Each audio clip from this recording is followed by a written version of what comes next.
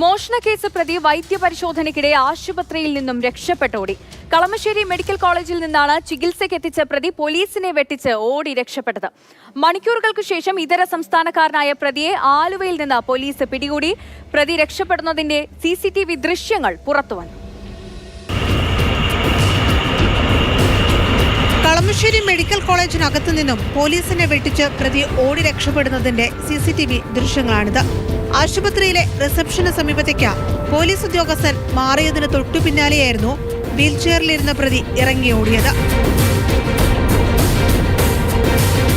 തൊട്ടു പിന്നാലെ പോലീസ് ഉദ്യോഗസ്ഥൻ ഓടിയെങ്കിലും പ്രതിയെ പിടികൂടാനായില്ല. മണിക്കൂറുകളോളം നടത്തിയ തിരച്ചിലിനൊടുവിൽ ആലുവ കങ്ങരപ്പടിയിൽ നിന്നും പ്രതിയെ പിടികൂടുകയായിരുന്നു.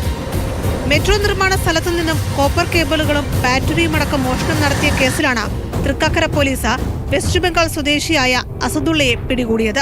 കസ്റ്റഡിയിൽ നിന്നും രക്ഷപ്പെടാൻ ശ്രമിച്ച സംഭവത്തിലും പ്രതിക്കെതിരെ കേസെടുത്തിട്ടുണ്ട്. ഇന്നുച്ചയ്ക്ക് 2 മണിയോടെയായിരുന്നു സംഭവം നടന്നത്.